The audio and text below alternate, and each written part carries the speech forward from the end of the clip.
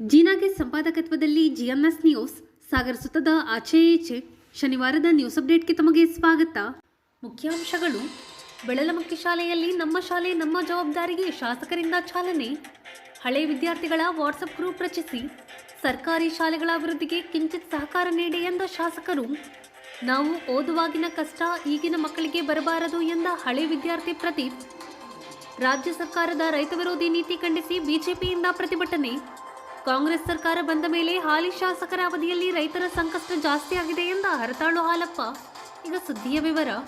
ಪ್ರತಿ ಸರ್ಕಾರಿ ಶಾಲೆಯ ಹಳೆ ವಿದ್ಯಾರ್ಥಿಗಳ ವಾಟ್ಸಪ್ ಗ್ರೂಪ್ ಮಾಡಿ ಸರ್ಕಾರಿ ಶಾಲೆಯ ಶ್ರೇಯೋಭಿವೃದ್ಧಿಗೆ ಕೊಡುಗೆ ನೀಡುವ ಹಳೆ ವಿದ್ಯಾರ್ಥಿಗಳನ್ನು ಸಂಪರ್ಕ ಮಾಡಿ ಅವರ ಮೂಲಕ ಶಾಲೆಗೆ ಬೇಕಾದ ಸೌಲಭ್ಯವನ್ನು ಪಡೆಯಿರಿ ಎಂದು ಶಾಸಕ ಹಾಗೂ ಅರಣ್ಯ ಕೈಗಾರಿಕಾ ಅಭಿವೃದ್ಧಿ ನಿಗಮದ ಅಧ್ಯಕ್ಷ ಗೋಪಾಲಕೃಷ್ಣ ಬೇಳೂರು ಸಲಹೆ ನೀಡಿದ್ದಾರೆ. ಸಾಗರದ ಬೆಳಲಮಕ್ಕಿ ಶಾಸಕರ ಮಾದರಿ ಸರ್ಕಾರಿ ಹಿರಿಯ ಪ್ರಾಥಮಿಕ ಶಾಲೆಯಲ್ಲಿ ಶನಿವಾರ ಹಳೆಯ ವಿದ್ಯಾರ್ಥಿ ಸಂಘದ ವತಿಯಿಂದ ನಮ್ಮ ಶಾಲೆ ನಮ್ಮ ಜವಾಬ್ದಾರಿ ಕಾರ್ಯಕ್ರಮದಡಿ ಸುಮಾರು 1 ಲಕ್ಷ ರೂಪಾಯಿ ವೆಚ್ಚದ ವಿವಿಧ ಪರಿಕರಗಳನ್ನು ಶಾಲೆಗೆ ಕೊಡುಗೆಯಾಗಿ ನೀಡುವ ಕಾರ್ಯಕ್ರಮಕ್ಕೆ ಚಾಲನೆ ನೀಡಿ ಅವರು ಮಾತನಾಡುತ್ತಿದ್ದರು. ಹಳೆ ವಿದ್ಯಾರ್ಥಿ ಸಂಘದ ಅಧ್ಯಕ್ಷ ಪ್ರದೀಪ್ ಮಾತನಾಡಿದರು. ಶಾಲಾಭಿವೃದ್ಧಿ ಸಮಿತಿ ಅಧ್ಯಕ್ಷ ಸತೀಶ್ ಕುಮಾರ್ ಕಾರ್ಯಕ್ರಮದ ಅಧ್ಯಕ್ಷತೆ ವಹಿಸಿದ್ದರು. ವೇದಿಕೆಯಲ್ಲಿ ಗಣಪತಿ ಮಂಡಗಳಲ್ಲಿ ಪೌರಾಯುಕ್ತ ಎಚ್.ಕೆ. ನಾಗಪ್ಪ, ಪ್ರಮುಖರಾದ ಸತೀಶ್ ಕುಮಾರ್, ಮಂಜುನಾಥ್, ಚಿನ್ಮಯ್ ಭಟ್, ಪಾಲಾಕ್ಷಪ್ಪ, ಹನುಮಂತಪ್ಪ, ನವೀನ್ ಇನ್ನಿತರರು ಹಾಜರಿದ್ದರು. ಆದ್ಯ ಮತ್ತು ಸಂಗಡಿಗರು ಪ್ರಾರ್ಥಿಸಿದರು. ಮುಖ್ಯ ಶಿಕ್ಷಕ ದೇವೇಂದ್ರಪ್ಪ ಸ್ವಾಗತಿಸಿ ಪ್ರಾಸ್ತಾವಿಕ ಮಾತನಾಡಿದರು. ಜಯಮ್ಮ ನಿರೂಪಿಸಿದರು. ವಿದ್ಯಾರ್ಥಿಗಳನ್ನ ಮತ್ತು ದಾನಿಗಳನ್ನ ನೇತೃತ್ವದಲ್ಲಿ ಶಾಲೆಗಳನ್ನ ಸರ್ಕಾರಿ ಶಾಲೆಗಳನ್ನ ಅಭಿವೃದ್ಧಿಯತ್ತ ತಗೊಂಡು ಹೋಗ್ಬೇಕನ್ನೋದು ನಮ್ಮೆಲ್ಲರ ಒಂದು ಬಯಕೆ ಆಗಿತ್ತು. ಇತ್ತೀಚಿನ ದಿನಗಳಲ್ಲಿ ಹಳೆ ವಿದ್ಯಾರ್ಥಿಗಳು ಮನಸ್ಸು ಮಾಡಿದರೆ ಇಡೀ ಆ ಶಾಲೆಯ ಅಭಿವೃದ್ಧಿಯಲ್ಲಿ ಯಾವುದೇ ಕೊರತೆ ಆಗೋ ರೀತಿಯಲ್ಲಿ ನೋಡ್ಕೊಳ್ಳುವಂಥದ್ದು ಆಗುತ್ತೆ ಅನ್ನೋದಕ್ಕೆ ನೀವೆಲ್ಲರೂ ಸಾಕ್ಷಿಯಾಗಿದ್ದೀರಿ ಅಂತ. ನಿಮಗೆಲ್ಲರಿಗೂ ನಾನೊಬ್ಬ ಶಾಸಕನಾಗಿ ನನ್ನ ಈ ಮಾದರಿ ಶಾಲೆಯ ಶಾಸಕ ಇದಕ್ಕೆ ಜವಾಬ್ದಾರಿ ಹೊತ್ತಿರೋದ್ರಿಂದ ನಿಮಗೆ ಹೃದಯಪೂರ್ವಕವಾಗಿ ಅಭಿನಂದನೆ ಸಲ್ಲಿಸ್ತೀನಿ. ಮೊನ್ನೆ ಆನಂದಪುರದಲ್ಲಿ ಒಬ್ಬ ಹಳೆ ವಿದ್ಯಾರ್ಥಿ ಸುಮಾರು 1,20,00,000 ರೂಪಾಯಿಯನ್ನ ತಮ್ಮ ಕಂಪನಿಯಿಂದ ನನಗೆ CR ಫಂಡಿಂದ ಕೊಟ್ಟಿದ್ದಾರೆ. ಮೊನ್ನೆ ಒಂದು ಹೆಗ್ಗೋಡಲ್ಲೂ ಸಹ ಒಬ್ಬ ವ್ಯಕ್ತಿ 50 ಲಕ್ಷವರೆಗೆ ಕೊಟ್ಟಿದ್ದಾರೆ. ಬ್ಯಾಕ್ವರ್ಡ್ ಅಂತ ಒಂದು ತುಂಬ್ರಿ ಭಾಗದಲ್ಲೂ ಸಹ ಸುಮಾರು ಜನ ವಿದ್ಯಾರ್ಥಿಗಳು 20, 25 ಲಕ್ಷ, 30 ಲಕ್ಷವರೆಗೆ ತಮ್ಮ ಕೊಡುಗೆಯನ್ನು ಕೊಟ್ಟು ನನ್ನ ಶಾಲೆಯ ಅಭಿವೃದ್ಧಿ ಕಡೆ ಗಮನ ಕೊಡಬೇಕನ್ನೋ ಚಿಂತನೆ ಮಾಡಿದೆಯಲ್ಲ, ಭಾಳ ಖುಷಿಯಾಗುತ್ತೆ. ಇದೇ ಇದರಲ್ಲಿ ಈಗ ಸಾಗರದ ಜೂನಿಯರ್ ಕಾಲೇಜು 50ನೇ ವರ್ಷದ ಸಂಭ್ರಮದಲ್ಲಿದೆ. ನಾನು ಹಳೆ ವಿದ್ಯಾರ್ಥಿ ಆಗೋದಕ್ಕೀಗ ಆ ಕಾಲೇಜನ್ನು ಭಾಳ 50 ವರ್ಷದ ಒಂದು ಸಂಭ್ರಮ ಮಾಡಬೇಕಂದಾಗ ಅಲ್ಲಿ ಹಳೆ ವಿದ್ಯಾರ್ಥಿಗಳಿಗೆಲ್ಲ ನಾವೆಲ್ಲ ಒಂದು ನೋಟಿಸ್ ಮಾಡಿ ಅವರಿಗೆಲ್ಲ ಕರೆದು ಒಂದು ಸಭೆ ಮಾಡಿ ದೊಡ್ಡ ಮಟ್ಟದ ಸಭೆ ಮಾಡಬೇಕು ಅನ್ನೋದು ಒಂದು ಚಿಂತನೆ ನಾವು ಮಾಡಿದ್ದೀವಿ. ಮತ್ತೆ ಅಲ್ಲಿ ಮೂಲ ಕೊರತೆ ಅವ್ರೇನು ಮೂಲ ಕೊರತೆ ನಾವು ಹಾಕ್ತೀವಿ, ಅವ್ರು ಬಂದಿದ್ದು ಅವ್ರು ಭಾಗವಹಿಸೋದೇ ಭಾಳ ಪ್ರಮುಖ ಆಗಿರುತ್ತೆ. ಹಳೆ ವಿದ್ಯಾರ್ಥಿಗಳೆಲ್ಲ ಬರಬೇಕು ಅನ್ನೋದು ನಮ್ಮ ಉದ್ದೇಶ. ಭಾಳ ಖುಷಿ ಆಯಿತು ಪ್ರದೀಪ್, ನಿಮ್ಮೆಲ್ಲ ಸಂಘಟಕರೆಲ್ಲ ಬಂದು ಇಲ್ಲಿ ಚೇರ್ ಇರ್ಬೋದು, ಮೈಕ್ ಇರ್ಬೋದು, ಇನ್ನೊಂದು ಇರ್ಬೋದು, CC ಕ್ಯಾಮ್ರಾಗಳೆಲ್ಲ ಕೊಟ್ಟಿದ್ದೀಯಲ್ಲ, ನಿಜವಾಗ್ಲೂ ಒಂದು ಖುಷಿ ಆಗುತ್ತೆ. ನಾವು ಹಳೆ ವಿದ್ಯಾರ್ಥಿ ಆ ಕಾಲದಲ್ಲಿ ನಾವು ಓದಿರ್ಬೇಕಾದ್ರೆ ನಮಗೆ ಯಾವುದೇ ಸೌಲಭ್ಯ ಇರಲಿಲ್ಲ ಬಿಡಿ. ಅವತ್ತಿನ ಶಿಕ್ಷಣವೇ ಬೇರೆ, ಇವತ್ತಿನ 21ನೇ ಶತಮಾನದ ಶಿಕ್ಷಣವೇ ಬೇರೆ. ನೀವು ಹೇಳಿದ್ರೆ ಕರೆಕ್ಟು. ನೀವಾದ್ರೂ ಬೆಂಚ್ ಮೇಲಾದ್ರೂ ಕುತ್ಕೊಂಡಿದ್ದೆ, ಅದು ನೆಲ ಎಂಥದ್ದು ಗುಂಡಿ ಅಲ್ಲಿಗೆ ನಾವು ನೆಲದಲ್ಲಿ ಕೂರಿಸಿದ್ರು, ಅದು ಗುಂಡಿ ಬಿದ್ದು ಹೋಗಿತ್ತು, ಅದರಲ್ಲೇ ಕುತ್ಕೋಬೇಕಾಗಿತ್ತು. ಅವ್ರ ಜೀವನದಲ್ಲಿ ಫಲಕಾರಿ ಆಗೋದಿಲ್ಲ. ನಾವು ಸರ್ಕಾರಿ ಶಾಲೆ ಅಂತೇಳಿ ಭಾಳ ಜನ ಮೂಗು ಮುರಿತಾರೆ. ಭಾಳ ಜನರಿಗೆ ಏನಾಗಿದೆ, ಒಂದಿಷ್ಟು ಈಗ ಪ್ರದೀಪ್ ಹೇಳಿದಾಗೆ ಒಂದಿಷ್ಟು ಜನ ಹಣಕಾಸು ಏನಾಗಿ ದುಡಿಮೆ ಚೆನ್ನಾಗಿದ್ದರಿಂದ ನನ್ನ ಮಕ್ಕಳು ಅದನ್ನ ಯಾರಿಗೂ ಗೊತ್ತಿಲ್ಲ. ಇಲ್ಲಿ ನೋಡಿ ನಮ್ಮ ಸತೀಶ್ ಅವರ ಎಲ್ಲ ಹೋಬಳಿ ಮಟ್ಟದಲ್ಲಿ KPSC ಶಾಲೆ ಮಾಡಿ ಅಲ್ಲಿರುವಂಥ ಮಕ್ಕಳನ್ನ ಒಂದು 5 ಶಾಲೆ ಮಕ್ಕಳನ್ನೆಲ್ಲ ಒಂದುಗೂಡಿಸಿ 1ರಿಂದ 12ನೇ ತರಗತಿವರೆಗೆ ಯಾರು ಎಲ್ಲೂ ಹೋಗಂಗಿಲ್ಲ, ಅಲ್ಲೇ ಅವ್ರಿಗೆ ಸೌಲಭ್ಯ ಅಂದ್ರೆ ಮೂಲ ಸೌಲಭ್ಯ ಕೊಡ್ತೀವಿ. 1ರಿಂದ 12ರವರೆಗೆ ಸಂಪೂರ್ಣ ವ್ಯವಸ್ಥೆ ಅಂದ್ರೆ ಈ ಮೊರಾರ್ಜಿ ಶಾಲೆ ತರ ಅವರಿಗೆ ಅದನ್ನು ಕೊಡ್ತೀವಿ ನಾವು. ಅದರಿಂದ KPSC ಶಾಲೆಗೆ ಈಗ ಡಿಮ್ಯಾಂಡ್ ಆಗ್ತಾ ಇದೆ. ಈಗ ರಾಜ್ಯ ಸರ್ಕಾರ ಸುಮಾರು 800 KPSC ಶಾಲೆ ಕೊಟ್ಟಿದೆ. ನೆಕ್ಸ್ಟ್ ನಾವು ಎಲ್ಲಾ ಪಬ್ಲಿಕ್ಗೂ ಕೊಡಬೇಕನ್ನೋ ತೀರ್ಮಾನ ನಾವು ಮಾಡಿದ್ದೀವಿ. ಸಾಗರದಲ್ಲೂ ಒಂದು ಬರುತ್ತೆ, ಇಲ್ಲಿ ಬಿಟ್ಟು ಆ ಕಡೆ ತಗೊಳ್ತೀವಿ. ಚೆನ್ನಾಗಿ ನಡೆಯೋದನ್ನೆಲ್ಲ ಇಟ್ಕೊಳ್ತಾರೆ. ಮಾಡಕ್ ನಿಲ್ತಾರಲ್ಲ, ಭೋಜನಾಲಯಕ್ಕೆ ಒಂದು ಉದ್ದಂದು ಕಟ್ಸ್ಕೊಟ್ಬಿಡಿ, ಉದ್ದ ಲಾಂಗ್ ಬರಲಿ. ಅದು ನೋಡ್ಬೇಕು ಯಾವ ಕಡೆ ಅಂತ ನೋಡಿ ಅವ್ರನ್ನೆಲ್ಲರೂ ಕೇಳಿ ಒಂದು 20 ಲಕ್ಷದವರೆಗೆ ಇರಲಿ, ದೊಡ್ಡದಾಗಿ ಬರಲಿ, ಮಕ್ಕಳು ಜಾಸ್ತಿ ಸ್ಟ್ರೆಂತ್ ಇದಲ್ಲ, ಅವರಿಗೆ ಒಂದು ಭೋಜನಾಲಯದ ಕಟ್ಟಿ ಅದಕ್ಕೊಂದು ಕೈ ಸಾಕ್ಷಿ ಕೊಟ್ಬಿಡ್ತೀವಿ. ಆಮೇಲೆ ಒಳ್ಳೆ ಶೌಚಾಲಯಕ್ಕೆ ಒಂದಿಷ್ಟು ಅಮೌಂಟು ಮತ್ತು ಅಷ್ಟು ಈಗ ಸದ್ಯಕ್ಕೆ ಅಷ್ಟು ಕೊಡು. ಇವಾಗ ಇಷ್ಟು ಮಾಡ್ಕೊ, ಒಂದು ರಂಗಮಂದಿರ, ಒಂದು ಊಟದಕ್ಕೆ ನೀವು ಹೇಳಿದ್ದೀರ, ಭೋಜನ ಶಾಲೆ ಮತ್ತು ಅದರೆಲ್ಲ ಪ್ರಾರ್ಥನೆ ಮಾಡ್ಕೋಬೋದು. ನೀವು ಅದೆಲ್ಲ ಇಟ್ಕೋಬೋದು. ಟೈಲ್ಸ್ ಹಾಕಿ ಕೊಟ್ಬಿಡ್ತೀವಿ, ಪೂರಕ್ಕೆ ಹೋಗುತ್ತೆ, ಅದಕ್ಕೂ ಹೋಗುತ್ತೆ. ಆಮೇಲೆ ಒಂದು ಶೌಚಾಲಯ, ಚಂದವಾದಂಥ ಮಕ್ಕಳಿಗೆ ಒಂದು ಶೌಚಾಲಯ. ಇಷ್ಟು ನಿಮ್ಮ ಗ್ರ್ಯಾಂಡಲ್ಲಿ ಇವತ್ತು ಮಾಡಿಕೊಟ್ಬಿಡಿ. ಅದು ಉಳಿಕೆದು ಮತ್ತೆ ಯಾರು ಇರ್ತಾರೆ ದಾನಿಗಳು, ಅವ್ರ ಹತ್ರ ಏನೇನು ಬೇಕು ನೀವು ತೆಗೆದುಕೊಳ್ಳಿ. ಅಷ್ಟು ಮಾಡಿ ಈ ಶಾಲೆಗೊಂದು ಹೆಸರಿದೆ. ಮೂಲ ಸೌಕರ್ಯ ಕೊರತೆ ಇದ್ದಂಗೆ ನೋಡ್ಕೊಳ್ಳೋ ಜವಾಬ್ದಾರಿ ನಮ್ದಿದೆ. ನಾವು ಬರೋಕ್ಕಿಂತ ಮುಂಚೆ ಪೇಂಟೇ ಆಗಿರಲಿಲ್ಲ, ಭಾಳ ಇದಾಗಿತ್ತು. ನಾವು ಬಂದ ತಕ್ಷಣನೇ ಒಳ್ಳೆ ಕಲರ್ಫುಲ್ ಪೇಂಟ್ ಮಾಡಿಕೊಟ್ಟಿದ್ದೀನಿ.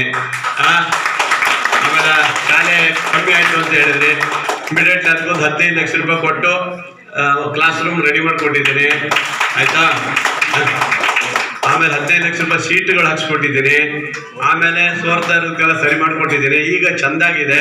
ಇನ್ನೊಂದಿಷ್ಟು ಮಕ್ಕಳಿಗೆ ಗಾರ್ಡನ್ ಮಾಡ್ಕೋಕತ್ತೆ ಅಂದರೆ ಆಟ ಆಡಲಿಕ್ಕೆ ಜಾರು ಬಂಡಿ, ಜೋಕಾಲೆ, ಆಮೇಲೆ ಇನ್ನೇಂತದಪ್ಪ ಅದೇ ಅದೆಲ್ಲ ಮಾಡಿಸ್ಕೊಡಿ. ಆಮೇಲೆ ಕಾಂಪೌಂಡ್ ಸರಿ ಮಾಡ್ಕೊಡ್ತಲ್ಲ, ಸ್ವಲ್ಪ ಬಿದ್ದೋಗಿದೆ ಅದೊಂದು ಕಾಂಪೌಂಡ್, ಗಣಪತಿ ಹೇಳಿದ್ನಲ್ಲ, ಅದು ರೆಡಿ ಮಾಡಿಕೊಡಿ. ಒಂದು ಸುತ್ತಾಗಿ ನಾವು ಅದನ್ನ ಅಳವಡಿಸ್ಕೋಬೇಕಾಗಿದೆ. ಯಾಕಂದ್ರೆ ನಾವು ಓದ್ಬೇಕಾದ್ರೆ ಐ ಥಿಂಕ್ ಎಲ್ಲವನ್ನು ನಮ್ಮ ಶಾಸಕರಿಗೂ ಗೊತ್ತಿದೆ, ಇಲ್ಲಿರೋ ಹೆಡ್ ಮಾಸ್ಟರ್ಗಳಿಗೂ ಅಥವಾ ನಮ್ಮ ಈ SDMC ಅಧ್ಯಕ್ಷರಾದಂಥ ನನ್ನ ಜೂನಿಯರ್ ಅವ್ರಿಗೂ ಸಹಿತ ಗೊತ್ತಿದೆ. ಇಲ್ಲಿ ಮನೆ ಮೇಲೆ ಎಂಟೈರ್ ತಿಂಗ್ ಕುತ್ಕೊಂಡು ನಾವು ಪಾಠ ಕಲಿತಾ ಇದ್ವಿ. ಅವತ್ತಿನ ದಿನದಲ್ಲಿ ನಮ್ಮ ಪರಿಸ್ಥಿತಿ ಹಾಗೆ ಇತ್ತು.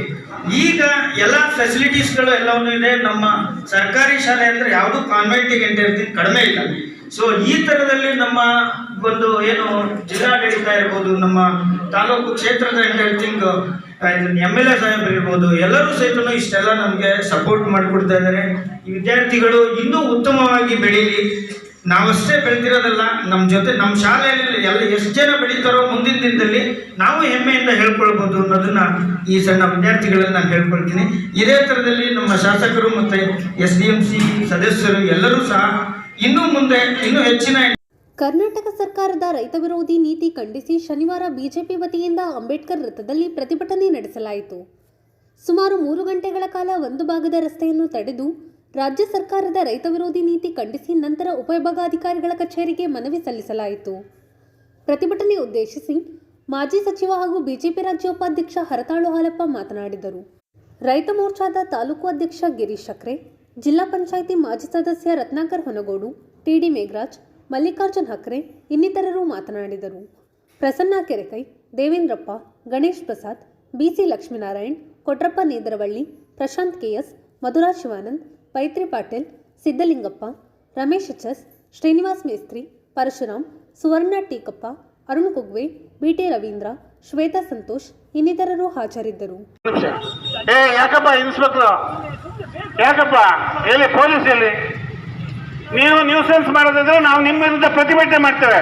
ಈ ನ್ಯೂಸೆನ್ಸ್ ಮಾಡಿಸ್ತಾ ಇದ್ದೀರಿ, ಇವಕ್ಕೆಲ್ಲ ಹೆದರೋದಿಲ್ಲ. ಅಲ್ಲೇ ಮಧ್ಯ ಜನ ಬಿಡ್ತೀಯ, ಏನ್ ಮಾಡ್ತಾ ಇದೀಯಾ? ಈ ಪೊಲೀಸ್ ಹಣೆ ಹೇಳ್ತೀನಿ ಕೇಳಿ. ಅವ್ರದ್ದು ಕೆಲವು ಒಳ್ಳೆ ಅಧಿಕಾರಿಗಳಿದ್ದಾರೆ. ನೀವು ಎಂತ ಅಧಿಕಾರಿಗಳು ಬರಕ್ ಹೊರಟಿದ್ರು ಗೊತ್ತೇನು? ಯಾರಿಗೆ ರೆಕಮೆಂಡ್ ಮಾಡಿದ್ರು ಗೊತ್ತೇನು?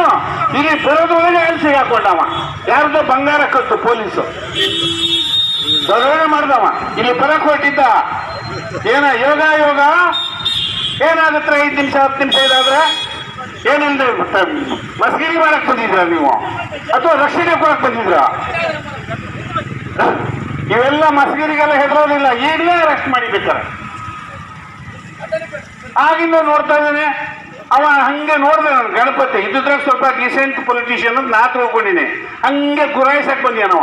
ಎಷ್ಟು ಜನ ಇದ್ದಾರೆ, ಯಾರ್ಯಾರು ಮಾತಾಡಿದ್ರು. ಆ ಕೌನ್ಸಿಲ್ದು ಗಣಪತಿ, ಮಾಂಡ್ಯವಾಳ ಗಣಪತಿ ಬಂದು ಹೋಗಿದ್ದು ನಾನು ಗಮನಿಸಿದ್ದೇನೆ. ನೀವ್ಯಾರು ಗಮನಿಸಿದ್ರೋ ಇಲ್ಲೋ? ಇಲ್ಲಿ ಹೋಗಿ ಅಲ್ಲೋಗಿ ಒಂದು ಗ್ಯಾಡ್ ಮಾಡಿ ಹಚ್ಚಿಡ್ತಾನೆ. ಮಾಡಿದ್ದೇನೂ ಇಲ್ಲ. ನಮ್ಮ ಹತ್ರ ಬೇಕಂತಪ್ಪ ಅಂತಿದ್ದ, ಅವನ ಮೇಲೆ ಎಲೆಕ್ಷನ್ ನಿಲ್ಲಿಸಿದ್ವಿ.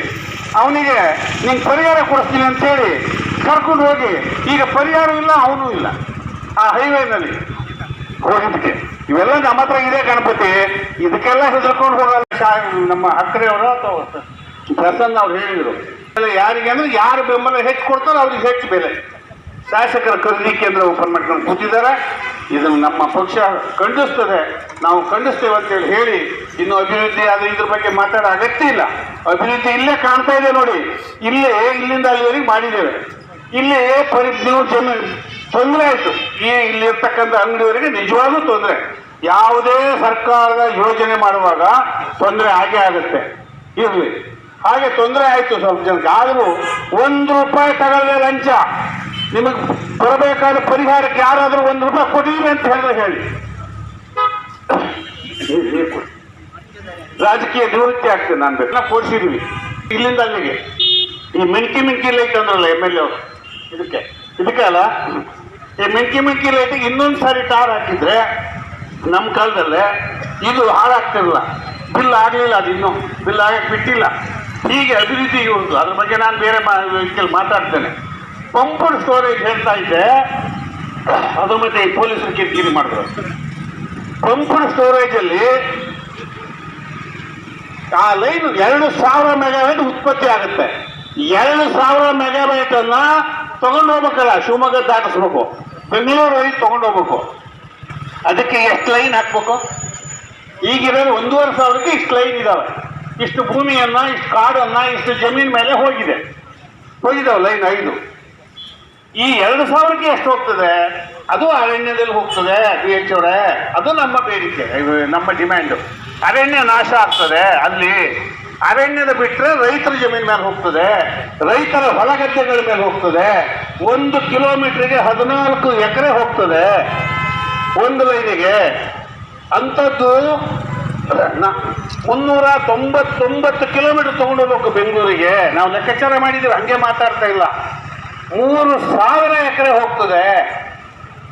ಇದು ರೈತರ ಭೂಮಿ, ಇದು ಹೊಲಗದ್ದೆಗಳು, ಇದು ಅರಣ್ಯದಲ್ಲಿ ಸ್ವಲ್ಪ ಹೋಗ್ತದೆ, ಇಲ್ಲಿ ಅರಣ್ಯ ಹೋಗ್ತದೆ. ಇದನ್ನು ಮುಚ್ಚಿಟ್ಟು ಯೋಜನೆ ಮಾಡ್ತಾರೆ. ಅದ್ರ ಬಗ್ಗೆ ನಮ್ಮ ಶಾಸಕರಿಗೆ ಪ್ರೀತಿ. ಶರಾವತಿ ಸೇತುವೆ ಉದ್ಘಾಟನೆ ಮಾಡುವಂತಹ ಸಂದರ್ಭದಲ್ಲಿ ಅದೇನು ಬಿಡಿ 400 ಕೋಟಿದು, ನಾನು 9000 ಕೋಟಿ ಯೋಜನೆ ಮಾಡ್ತೇನೆ. ಯಾರಿಗೆ ಅನುಕೂಲ ಸ್ವಾಮಿ ಇದರಿಂದ? ಕಾಂಟ್ರಾಕ್ಟ್ರಿಗೆ ಅನುಕೂಲ. ಕೌ ಪ್ರಾಜೆಕ್ಟ್ ಅಂತ ಕರೀತಾರೆ ಅದನ್ನ. ಕೌ ಅಂದ್ರೆ ಕಾಂಟ್ರಾಕ್ಟ್ ಓರಿಯೆಂಟೆಡ್ ವರ್ಕ್ಸ್ ಅಂತ. ಹಿರಿಯರಾದ ಕಾಗೋಡು ತಿಮ್ಮಪ್ಪನವರು. ರಮೇಶ ಒಂಚೂರು ನೋಡ, ಅವನಿಗೆ ಅವನ ಜೊತೆ ತಿಂತ ಎಲ್ಲರೂ ರಮೇಶ ಎಷ್ಟು ದುಡ್ಡು ತಂದಿದ್ದು ಹೇಳ್ಬೇಕು. ರಮೇಶ ಇಂಜಿನಿಯರ್ ರಮೇಶ್. ನಾವು ಕಾಗೋಡು ತಿಮ್ಮಪ್ಪನ ಬಗ್ಗೆ ಹೈಯೆಸ್ಟ್ ಗೌರವ ಇಟ್ಕೊಂಡವ್ರು, ನಾನು, ಮೇಘರಾಜು, ರತ್ನರ ಅಕ್ರೆಯವರು. ಯಾವತ್ತೂ ಅವ್ರ ಬಗ್ಗೆ ಒಂದು ಸೋಂಕು ಮಾತಾಡಿಲ್ಲ. ಮೊನ್ನೆ ಒಂದ್ ಕಡೆ ಸಭೆಯಲ್ಲಿ ಹೇಳಿದ್ರು, ಇಲ್ಲೇ ಕಾಗೋಡು ಮನೆ ಸಾಹೇಬರ ಮನೇಲಿ ಇದ್ಕೊಂಡೆ ಉಂಡ್ಕೊಂಡು ನಾನು ದಿನ ಇಲ್ಲಿ ಓಡಾಡ್ತಿದ್ದೆ ನೆಹರು ಮೈದಾನದಾಗೆ ಅಂತ. ಅದು ನೀವೇನಂತ ಮಾತಾಡಿದ್ರಿ ಕಾಗೋಡು ತಿಮ್ಮಪ್ಪನವ್ರ ಬಗ್ಗೆ? ಕಂಸ, ನಾನು ಕೃಷ್ಣ, ಮುದಿಯತ್ತು, ಅದಕ್ಕೆ ಬುದ್ಧಿ ಕಲಿಸ್ತೇನೆ, ಧ್ವಂಸ ಮಾಡ್ತೇನೆ ಅಂತ ಹೇಳಿಲ್ವಾ? ಅಲ್ಲಿ ಉಂಡ್ಕೊಂಡು ಅಲ್ಲಿ ಮಾತಿದ್ರಲ್ಲ, ಅದೇನು ನಾಲ್ಗೇನೋ ಏನು ಗೆದ್ದು ಕೂಡ ಕಾಗೋಡು ತಿಮ್ಮಪ್ಪ ಹಾಕ್ರ ಅವ್ರು ಸಿಕ್ಕಾಕೊಂಡು ಏನು ಹಾಲಪ್ಪ ಹೆಂಡ ಮಾಡ್ತಾನೆ ಹಾಕ್ರ ಅಂತ ಓಟ್ ಹಾಕ್ಸಿದ್ರು ಗೋಪಾಲಕೃಷ್ಣ ಅವರಿಗೆ. ಹಾಕಿ ಗೆದ್ದು ಬಂದು 3 ತಿಂಗಳೊಳಗೆ ಒಂದೇ ವಾರದೊಳಗೆ ಕಾಗೋಡು ತಿಮ್ಮಪ್ಪನವರ ಪಾಲಿಟೆಕ್ನಿಕ್ ಕಾಲೇಜನ್ನ ಬಿಡಿಸಿ ಅಂತ ಲೆಟರ್ ಬರಲ್ಲ. ಇದೇ MLA ಸೀನಣ್ಣ ಇವನೇ ಬರೆದಿದ್ದು, ಇವನೇ ಓಟ್ ಹಾಕಿ ಅಂತ ಹೇಳಿದ್ದು. ಇದು ನಮಗೆ ಬೇಕಾದಷ್ಟು ವಿಷಯ ಮುಂದಿನ ಮಾತಾಡಕ್ಕೆ. ಆ ಕಣ್ಣೀರು ಹಾಕಿದ್ದು ಎಲ್ಲ ನಂಬರ್ 1 ಜನ ಇಲ್ಲ ಗೋಪಾಲಕೃಷ್ಣ ಪಾಪರ ಹೋಗಿನ ಹಾಲಪ್ಪಗೆ ಎಂತೆಂತೂ ಇದೆ. ಹೆಂಡ ಮಾರೋದು ಅಂತ ನನಗೆ ಹೇಳಿದ್ರು. ನಾನು ಹೆಂಡ ಮಾರಕ್ಕೆ ಶುರು ಮಾಡಿ ಈಗಿಲ್ಲ ನಮ್ಮ ಹತ್ರ. ನಾನು ಹೆಂಡ ಮಾರಕ್ಕೆ ಕಳೆದಿದ್ದು ನಾನು ಇಟ್ಲಾಗಿ ತಿಮ್ಮಪ್ಪನ ಹೆಂಡ ಮಾರಿದ್ದು 1970 ದಶಕದಾಗೆ ಮಾರ್ತಾ ಇದ್ದಾರೆ ಶಾಂತ ಹೋಟ್ಲಾಗಿ. ಇನ್ನು ಈ MLA ಹೆಂಡ ಮಾರಕ್ಕೆ ಹಂಗ್ ಮಾಡಿಸ್ಕೊಟ್ಟಿದ್ದೆ. ಎಲ್ಲ ಮುಟ್ಟು ಬಿಟ್ಟಿದ್ದಾರೆ. ಆವಾಗಲೂ ಉಂಡು ಮನೆ ವ್ಯತ್ಯಾಸ, ಈಗಿನ ಶಾಸಕರ ವ್ಯತ್ಯಾಸ. ನಮ್ಮ ಸ್ನೇಹಿತರು ಹೇಳಿದ್ರು, ಇದು ಹೇಳೋ ವಿಷಯ ಅಲ್ಲ, 79ರಲ್ಲಿ ಹಾಲಪ್ಪ ಓಪನ್ ಮಾಡ್ಯಾನ ಇಲ್ಲಿ ಅಂತ. ಇಲ್ಲ ಸ್ವಾಮಿ, 2 ಅಂಗಡಿ ಓಪನ್ ಆಗಿತ್ತು ಇಡೀ ಕ್ಷೇತ್ರದಲ್ಲಿ. ನಾನು ಈಗ ಆಗಿದಾವೆ 20 ಅಂಗಡಿ ಓಪನ್, ಇನ್ನು ಆಗೋ 20 ಇದಾವೆ. ಆಯ್ತು ಬಿಡಿ, ಅದು ಆ ವಿಷಯಕ್ಕೆ ಸೇರಿದವ್ರು ಅಲ್ಲ. ನಾವು ಮುಂದೆ ಹೇಳ್ತೇವೆ, ನಾವು ರಾಜಕೀಯ ಭಾಷಣ ಮಾಡ್ತೇವೆ. ಆದ್ರೆ ನೀವು ಮಾತಾಡ್ಬೇಕಲ್ಲ. 9 ಸಾರಿ 9 ಸಾರಿ ಒಂದೇ ಕುಟುಂಬದ ಆಡಳಿತ ನಾಗರಾಜ್ ನೆನಪು ಮಾಡಿದ್ರು. ನಿಮ್ಮ ಹಳ್ಳಿಲಿ ಎಷ್ಟು ರಸ್ತೆ ಆಗಿದ್ದು? ತಿಮ್ಮಪ್ಪನವ್ರು ಮಾಡಿದ್ರು ಒಂದಿಷ್ಟು ರಸ್ತೆ, ಮುಖ್ಯ ರಸ್ತೆಗಳನ್ನ ಹಳ್ಳಿಲಿ ಕಾಂಕ್ರೀಟ್ ರಸ್ತೆ ಮಾಡಿದೀವಲ್ಲ. ಆನಂದಪುರದ ಊರೊಳಗೆ ನಾವು ಮಾಡಿದ್ದೇವೆ ಕಾಂಕ್ರೀಟ್ ರಸ್ತೆ. ಇನ್ನು 50,000 ಹಾಳಾದ್ರೆ ನನಗೆ ಹೇಳಿ. ರಾಗಿ ಇರ್ಬೋದು, ಯಾವುದೇ ಬಿತ್ತನೆ ಬೀಜಗಳಿಗೆ ರಾಜ್ಯ ಸರ್ಕಾರ 30% ಅದಕ್ಕೆ ಅದರ ಬಿತ್ತನೆ ಬೀಜದ ದರವನ್ನು ಹೆಚ್ಚು ಮಾಡಿಬಿಟ್ಟಿದೆ. 30% ಹೆಚ್ಚು ಮಾಡಿದೆ, ಒಂದೆರಡು ರೂಪಾಯಿ ಅಲ್ಲ, 30% ಹೆಚ್ಚು ಮಾಡೋದ್ರಿಂದ ರೈತನಿಗೆ ಅದನ್ನು ಬೆಳೆಯುವ ಶಕ್ತಿ ಕಷ್ಟ, ಅದನ್ನು ತೊಂದರೆ ಆಗಿದೆ. ಅದಕ್ಕೆ ಸಹಾಯಧನವನ್ನು ಕೊಡಬೇಕಾಗಿತ್ತು, ಅದ್ರ ಬದಲಿಗೆ 30% ಹೆಚ್ಚುವರಿ ಮಾಡಿದೆ. ಇದು ಒಂದು ತೊಂದರೆ ಆಗಿದೆ. ಹಾಗೇನೆ ಬರ ಪರಿಹಾರ ಇಬ್ಬರೂ ಸೇರಿ, ಮುಖ್ಯಮಂತ್ರಿಗಳು ಮತ್ತೆ ಉಪಮುಖ್ಯಮಂತ್ರಿಗಳು ಇಬ್ಬರೂ ಸೇರಿ ರಾಜ್ಯ ಸರ್ಕಾರಕ್ಕೆ ಬರ ಪರಿಹಾರ ಕೊಟ್ಟಿಲ್ಲ ಅಂತ ಪದೇ ನಿಯೋಗ ತಂದು ಡೆಲ್ಲಿ ಹೋದರು. ಕಳೆದ ವರ್ಷದ ಬರುತ್ತೆ ಈಗ ಚೆನ್ನಾಗಿ ಮಳೆ ಆಗಿದೆ. ಆ ಸಾರಿ 3,454 ಕೋಟಿ ರೂಪಾಯಿ ಕೇಂದ್ರದಿಂದ ತಂದಿದ್ದಾರೆ ದುಡ್ಡು. 1 ರೂಪಾಯಿ ರೈತರಿಗೆ ಕೊಟ್ಟಿಲ್ಲ. ಒಂದೇ 1 ರೂಪಾಯಿ ಕೂಡ ರೈತರಿಗೆ ಸಂದೇಹ ಆಗಿಲ್ಲ. ಬೇರೆ ಖಾತೆಗಳಿಗೆ ಹೋಯ್ತು ಬಿಟ್ರೆ ಅದೆಲ್ಲ ಯಾವುದೋ ಗ್ಯಾರಂಟಿ ಸ್ಕೀಮ್ಗೋ ಎಲ್ಲೆಲ್ಲಿ ಹೋಯ್ತೋ ಗೊತ್ತಿಲ್ಲ. ಅದನ್ನ 1 ರೂಪಾಯಿ ರೈತನಿಗೆ ಬಂದಿಲ್ಲ. 3,454 ಕೋಟಿ ರೂಪಾಯಿಲಿ 1 ರೂಪಾಯಿ ರೈತನಿಗೆ ಹೋಗಿಲ್ಲ. ಹಾಗೆಯೇ ಭೂಸಿರಿ ಯೋಜನೆ ಅಂತ ನಮ್ಮ ಯಡಿಯೂರಪ್ಪನವ್ರ ಗೌರ್ಮೆಂಟ್ ಇದ್ದಾಗ ಮಾಡಿದ್ರು. ಇದು ಒಬ್ಬ ರೈತ ಸಿರಿಧಾನ್ಯಗಳನ್ನು ಬೆಳಿತಾನೆ ಅಂತಾದ್ರೆ 10,000 ರೂಪಾಯಿ ಒಂದು ಹೆಕ್ಟೇರ್ಗೆ ಕೊಡ್ತಿತ್ತು. ಈ ಒಂದು ಸವಲತ್ತುಗಳನ್ನ ಈ ರಾಜ್ಯ ಸರ್ಕಾರ ತಂದುಬಿಟ್ಟಿದೆ. ಹಾಗೆ ನಮ್ಮ ಯಡಿಯೂರಪ್ಪನವರ ಸರ್ಕಾರ ಇದ್ದಾಗ 2 ರೂಪಾಯಿಯನ್ನ ಹಾಲಿನ ಸಬ್ಸಿಡಿ ಆಗಿ ರೈತರಿಗೆ ಕೊಡ್ತಿತ್ತು. ಆ ಮೂಲಕ ಹಾಲು ಉತ್ಪಾದನೆ ತುಂಬಾ ಜಾಸ್ತಿ ಆಯ್ತು. ಅಂದ್ರೆ ಒಂದು ಸಹಾಯಧನ, ಒಂದು ನೆರವನ್ನು ಕೊಡ್ತಿತ್ತು. ಆ 2 ರೂಪಾಯಿಯಿಂದ ರೈತರಿಗೆ ತುಂಬಾ ಅನುಕೂಲ ಆಗ್ತಿತ್ತು. ಈಗ 5 ರೂಪಾಯಿ ಬಂದಿದೆ, ಲೆಕ್ಕದಲ್ಲಿ 5 ರೂಪಾಯಿ ಬಂದಿದೆ. ಆದ್ರೆ 1 ರೂಪಾಯಿ ಕಳೆದ 1-1.5 ವರ್ಷದಿಂದ ರೈತರ ಖಾತೆಗೆ ಜಮಾ ಆಗಿಲ್ಲ. ಸಹಾಯಧನ, ಹಾಲಿನ ಸಹಾಯಧನ ಮಂಜೂರಿ ಆಗಿಲ್ಲ. ಹಾಗೆಯೇ ರಾಜ್ಯ ಸರ್ಕಾರದ ಕೃಷಿ ಸಚಿವರು ಮತ್ತೆ ಸಂಪೂರ್ಣ ಇಲಾಖೆಯಲ್ಲೇ ಕೂಡ ನಿಷ್ಕ್ರಿಯ ಆಗೋಗಿದೆ. ಯಾವುದೇ ಚಟುವಟಿಕೆಗಳು ಕಳೆದ 1-2 ವರ್ಷದಿಂದ ಕಾಣ್ತಾ ಇಲ್ಲ. ಹಾಗೇನೆ ಮತ್ತೆ ಇನ್ನೊಂದು ಮುಖ್ಯವಾದ ವಿಷಯ, ಸ್ಟಾಂಪ್ ಪೇಪರ್ ಕಳೆದ 2 ವರ್ಷದಿಂದ ರೈತನಿಗೆ ಹಲವು ವಿಚಾರದಲ್ಲಿ ಸ್ಟಾಂಪ್ ಪೇಪರ್ ಅವಶ್ಯಕತೆ ಬರ್ತದೆ. ವರ್ಷದಲ್ಲಿ ಹಲವಾರು ಟೈಮ್ ಬರ್ತದೆ. ಅದು ಒಂದು ಸ್ಟಾಂಪ್ ಪೇಪರ್ 10 ರೂಪಾಯಿ, 20 ರೂಪಾಯಿ, 50 ರೂಪಾಯಿ ಇತ್ತು. ಆ ಎಲ್ಲದೂ ತೆಗೆದುಹಾಕಿ 20 ರೂಪಾಯಿ ಸ್ಟಾಂಪ್ ಪೇಪರ್ ತೆಗೆದು 100 ರೂಪಾಯಿ ಸ್ಟಾಂಪ್ ಪೇಪರ್ ತಗೋಬೇಕು. ಇದು ರೈತರಿಗೆ ವರ್ಷದಲ್ಲಿ ಹಲವಾರು ಟೈಮ್ ಸಮಸ್ಯೆ ಬರ್ತಾ ಇದೆ. ಸ್ಟಾಂಪ್ ಪೇಪರ್ ರೇಟನ್ನ 10, 20, 50 ಹೋಗಿ ಎಕ್ಸಾಮ್ 100 ರೂಪಾಯಿ ಮಾಡಾಕಿ 100 ರೂಪಾಯಿ ಒಳಗೆ ಸ್ಟಾಂಪ್ ಪೇಪರ್ ಇಲ್ಲ. ಬೇಕಾದ್ರೆ 100 ರೂಪಾಯಿ ಸ್ಟಾಂಪ್ ಪೇಪರ್ ತಗೋಬೇಕು. ತದನಂತರದಲ್ಲಿ ರೈತರು ಸಾಲ ಮಾಡಲಿ ಅಥವಾ ರೈತರು ಜಮೀನಿನ ವಿಕ್ರಯ ಮಾಡಲಿ, ಬೇರೆ ಸಂದರ್ಭದಲ್ಲಿ ಅಧಿಕಾರಿಗಳನ್ನ ವ್ಯವಹಾರ ಮಾಡಿಸಿದ್ರು. ಇವತ್ತು ತಂದು ಹಾಕಿದಕ್ಕಾಗಿ ಇವತ್ತು ಇಡೀ ತಾಲೂಕಿನ ವಿಧಾನಸಭಾ ಕ್ಷೇತ್ರದಲ್ಲಿ ಇವತ್ತು ಆಡಳಿತ ಹದಗೆಟ್ಟು ಹೋಯ್ತು. ಅವ್ರು ಏನಾಗಿದೆ ಅಂದ್ರೆ ಅರ್ಜೆಂಟ್ 1 ವರ್ಷ ಟೈಮ್ ಇದೆ, ಎಷ್ಟು ಬೇಕು ಅಷ್ಟು ನಾವು ಬಾಚಬೇಕು ಅಂತೇಳಿ ಅವ್ರು ಫಿಕ್ಸ್ ಮಾಡ್ಕೊಂಡಿದ್ದಾರೆ. ಯಾರಾದರೂ ಆಫೀಸಿಗೆ ಹೋಗಿ ಎಲ್ಲರೂ ಕಾನೂನು ಪತ್ರ ಇರೋಂಥ ಕೆಲಸ ಮಾಡಿಕೊಡ್ರಿ ಅಂತ ಹೇಳಿದ್ರೆ ಎಲ್ಲರೂ ಇದಾಗಲ್ಲ ಅಂತೇಳಿ ಅವರೇ ಒಂದು ಅಬ್ಜೆಕ್ಷನ್ ಸೃಷ್ಟಿ ಮಾಡ್ತಾರೆ. ಅಧಿಕಾರಿಗಳೇ ಒಂದು ಅಬ್ಜೆಕ್ಷನ್ ಸೃಷ್ಟಿ ಮಾಡಿ ಅದನ್ನ ಕಳ್ಳ ಅಂತ ಕೆಲಸ ಇವತ್ತು ಸಾಗರ ತಾಲೂಕಲ್ಲಿ ಆಗ್ತಿದೆ. ಶಾಸಕರಿಗೆ ಹೇಳೋದಂತ ಹೋದ್ರೆ ಅವಾಗೆಲ್ಲ ಏನಾಗೋದು ಅಂದ್ರೆ, ಅಧಿಕಾರಿಗಳು ಏನಾದ್ರು ಒಂದು ವೇಳೆ ತಪ್ಪು ಮಾಡಿದ್ರೆ, ಜನರ ಮೇಲೆ ದಬ್ಬಾಳಿಕೆ ಮಾಡಿದ್ರೆ ಅದನ್ನ ಈ ತಾಲೂಕಿನ ಶಾಸಕರಿಗೆ ಹೋಗಿ ಗಮನಕ್ಕೆ ತರ್ತಿದ್ರು. ಆ ಶಾಸಕರು ಯಾಕಪ್ಪ ಮಾಡ್ತೇವೆ ಅಂತ ಅಧಿಕಾರಿಗಳಿಗೆ ಬೈದಿದೆ ಹೇಳೋರು. ಇಲ್ಲಿ ಏನಾಯ್ತು ಅಂದ್ರೆ, ಈಗಿನ ಬಂದಂತ ಅಧಿಕಾರಿಗಳೆಲ್ಲರೂ ಶಾಸಕರ ಪರವಾಗಿ ಮಾತಾಡೋದು, ಶಾಸಕರು ಅಧಿಕಾರಿಗಳ ಪರವಾಗಿ ಮಾತಾಡೋದು. ಇಲ್ಲ ಅದು ಏನೋ ಲೀಗಲ್ ಇಲ್ಲ ಅಂತ ಅದು ಮಾಡಕ್ ಬರಲ್ಲ ಅಂತಂದೆ. ಇಲ್ಲಿ ಕಾಗೋಡು ತಿಮ್ಮಪ್ಪನಂತರು, ಹಾಲಪ್ಪನರಂತರು, ಎಲ್ ಟಿ ತಿಮ್ಮಪ್ಪ ಹೆಗಡೆ ಅಂತವರು ಗೆದ್ದಂತ ಕ್ಷೇತ್ರ, ಈ ಜನ ಅವರಂತ ಗೆದ್ದಂತ ಕ್ಷೇತ್ರದಲ್ಲಿ ಅಭಿವೃದ್ಧಿನ ಮತ್ತೆ ಆಡಳಿತವನ್ನು ನೋಡಿದಂತ ಜನ ಇದ್ದಾರೆ. ಆದ್ರೆ ಇವರು ಈಗ 2.5 ವರ್ಷದ ಮುಗೀತು. ಆದ್ರೆ ಇಲ್ಲಿ ವ್ಯವಹಾರ ಇಲ್ಲೊಂದು ಜನ ಅಧಿಕಾರಿಗಳು ಬಂದಾರೆ. ಏನಾಗಿದೆ ಅಂದ್ರೆ, ಏನಾದ್ರು ಇದೆ ಅಂತ ಮುಖಂಡರುಗಳು ಹೋಗಿ ಅದನ್ನ ಇಲ್ಲ ರೀ ಸರಿ ಕಾನೂನು ಬದ್ಧವಾಗಿದೆ ಅದು ಮಾಡಿಕೊಡ್ರಿ ಅಂತ ಹೇಳಿದ್ರೆ, ನೀವ್ಯಾರ ಕೇಳಕ್ಕೆ, ನನ್ನ ಅಧಿಕಾರ, ನಾನು ಏನಾರು ಮಾಡ್ತೀನಿ ಅಂತ ಹೇಳಿ ಅವ್ರ ಮೇಲೆ ಗಲಾಟೆ ಹೋಗುವಂತ ಸಂದರ್ಭ ಬಂದಿದೆ. ಮುಖಂಡರ ಮೇಲೆ ಸಮೇತ ಗಲಾಟೆಗೆ ಸಾಕಷ್ಟು ಜನ, ಅದು ತಾಲೂಕಿನ ಪ್ರಮುಖ ಸ್ಥಾನದಲ್ಲಿ ಖುದ್ದಂತರು. ಈಗಿನ ಶಾಸಕರು ಈ ಸಾಗರದಲ್ಲಿ ಈಗ ಮೀಟಿಂಗ್ ಹೋಯ್ತು, ಪ್ರವಾಸಿ ಮಂದಿರ ಎಲ್ಲ ಈಗೆಲ್ಲ ಶಿವಮೊಗ್ಗ ಈಗ, ಯಾಕಂದ್ರೆ ಅವರು ಕ್ಯಾಬಿನೆಟ್ ದರ್ಜೆ ರ್ಯಾಂಕ್ ಅಂತ ನಿಗಮ ಮಂಡಳಿ ಅಧ್ಯಕ್ಷ ಆಗಿದ್ದೆ. ಈಗ ಏನಿದ್ರು ಶಿವಮೊಗ್ಗ ಹರ್ಷ ಹೋಟ್ಲು ಹರ್ಷ ಹೋಟ್ಲಲ್ಲಿ ಬೆಂಗಳೂರಿಗೆ ಹೋಗೋಕೆ ಅಲ್ಲೇ ಮೀಟಿಂಗ್ ಮಾಡೋದು, ಅಲ್ಲೇ ಕಲೆಕ್ಷನ್ ಮಾಡಿ ಮತ್ತೆ ಮುಂದಿನ ಯಾರು ವರ್ಗ ಬರ್ಬೇಕು ಇವ್ರದ್ದು ಆಗ ಅವಧಿ ಮುಗಿತಾ ಬಂತಲ್ಲ, ಈಗ ಮೇ ಬಂತು, ಈಗ ಮತ್ತೆ ಪುನಃ ಯಾರ್ಯಾರನ್ನ ಎಲ್ಲ ಹುಡುಕ್ತಾ ಇದಾರೆ ಅಂತ, ಯಾರಿಗೆ ಎಷ್ಟು ಕೊಡ್ತಾರೆ ಅಂತ. ಈ ಸರ್ಕಾರದಲ್ಲಿ ಈ ರೀತಿ ಆಗೋದ್ರಿಂದ ಅಧಿಕಾರಿಗಳು ಏನಾಗಿದೆ ಅಂದ್ರೆ ಪಾಪ ಕೆಲವರಿಗೆ ಎಷ್ಟೋ ಜನರಿಗೆ ಕರ್ನಾಟಕದಲ್ಲಿ ತಾಲೂಕು ಮುಖ್ಯ ಅಧಿಕಾರಿಗಳಂತ ಒಂದು ಹುದ್ದೆಯಲ್ಲಿರೋಂಥವರಿಗೆ ಸುಮಾರು 100 ಜನರಿಗೆ ಹುದ್ದೆನೇ ಇಲ್ಲ, ಖಾಲಿ ಇವನಿಗೆ ಇಲ್ಲ, ನೀನು ಆಮೇಲೆ ನೋಡ್ಕೊಳ್ಳೋ ಅಂತ. ಆ ನಿಟ್ಟಿನಲ್ಲಿ 5 ಕೈ. ಸನ್ಮಾನ್ಯ ಶಾಸಕರೇ, ಮೈಕಲ್ ಹೇಳಬಾರ್ದು ಗುಟ್ಟು ಅಂತಾರೆ. ಹಾಲಪ್ಪನವರು 5 ವರ್ಷ, ಅದರಲ್ಲಿ 1.5 ವರ್ಷ ಕೊರೋನಾ, 2 ವರ್ಷ 6 ತಿಂಗಳು ಆಡಳಿತ ನಡೆಸಿದ್ರು. ಅದು ಬಿಟ್ರೆ ಸರಳ ಸಜ್ಜನಿಕೆ LT ತಿಮ್ಮಪ್ಪ ಹೆಗಡೆ ಅವರು. ಸ್ವತಂತ್ರ ಬಂದ ಮೇಲೆ ಈ ಒಂದು 7.5 ವರ್ಷ ಬಿಟ್ಟುಬಿಟ್ಟೆ ಪೂರ್ತಿ ಆಡಳಿತ ಮಾಡಿದ್ಯಾರು? ಮಾವ ಮಾವ ಮಾವ ಮಾವ ಅಳಿಯ ಏನೇನು ಅಭಿವೃದ್ಧಿ ಕರು ಕಟ್ಟೆ ಹಾಕಿದ್ದೀರಿ? ಹಾಲಪ್ಪನವರು ಮತ್ತು LT ತಿಮ್ಮಪ್ಪನವರು ಕಾಲದಲ್ಲಿ ಏನು ಅಭಿವೃದ್ಧಿ ಆಗಿದೆ ಅನ್ನೋದು. ಈ ಇಂಟರ್ನಲ್ ಆಡಿಟ್ ಇಲ್ಲ ರಮೇಶಣ್ಣ, ಇದಕ್ಕೆ ಪಬ್ಲಿಕ್ ಅಕೌಂಟಬಿಲಿಟಿ ಇದೆ. ಬಹಿರಂಗ ಚರ್ಚೆಗೆ ಬನ್ನಿ, ಲಿಖಿತವಾಗಿ ತಾಲೂಕಿಗೆ ಮಾಹಿತಿ ಕೊಡಿ. ಸಿಕ್ಕಿರೋ ಅವಧಿನಲ್ಲಿ ಹಾಲಪ್ಪನವ್ರು ಏನ್ ಮಾಡಿದ್ದಾರೆ?